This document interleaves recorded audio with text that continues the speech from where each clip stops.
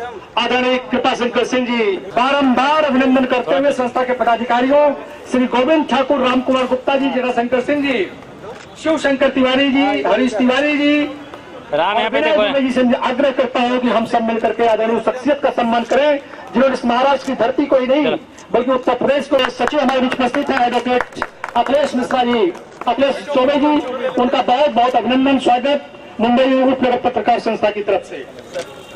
महाराष्ट्र को मजबूत करने के लिए, लोकतंत्र को मजबूत करने के लिए इनके द्वारा उठाए गए सभी मुद्दों पर अच्छे काम हुए हैं।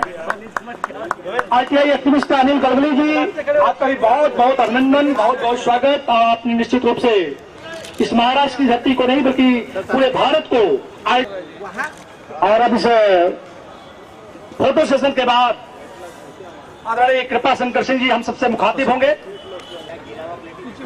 सम्मानित श्री पूजन पांडे जी, आज यहाँ पर हमारे मुंबई उपनगर पत्रकार मित्रों की तरफ से एक स्नेह सम्मेलन आयोजित किया गया है, जिसमें हम सब लोगों का प्रिय जो स्वादिष्ट भोजन है लिट्टी चोखा दो जगह रखा गया था। एक अभिजीत रानी गोरेगांव में रखा तो खाया तो नहीं, यहाँ तो खाऊंगा।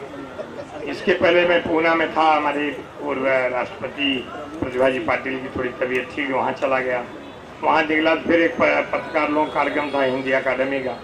यहाँ आने में देर हुई, लेकिन हमको पता था कि हमारे कांदीवली के लोकप्रिय विधायक और भारतीय जनता पार्टी के सीनियर लीडर अतुल भातलकर जी हैं, हम वो संभाल लेंगे। और एक बच्चा अभी बांद्रा विधानसभा का सदस्य जिशान भी आया हुआ है। तो मैंने इनसे कहा कि कोई भाषण से नहीं, आज भोजन की बात है, लेकिन काहे को माने लोग।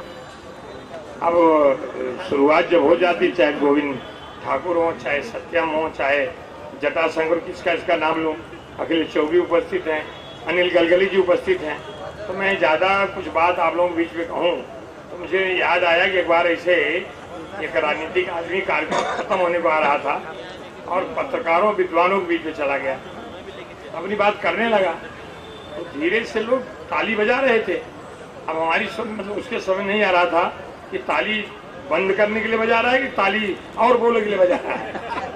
तो इतना तो समझना चाहिए, फिर भी नहीं माने। तो वॉचमैन अपना ड्यूटी कर रहा था, डंडा लेके खड़ा था।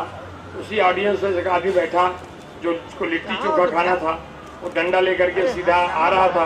तब तक जो राजनीतिक महोदय अपनी बात कर रहे थे, उन्होंने कहा मैं मेरी वाणी को विराम दे रहा हूँ, मैं अपने वक्तव्य यही खत्म कर रहा हूँ।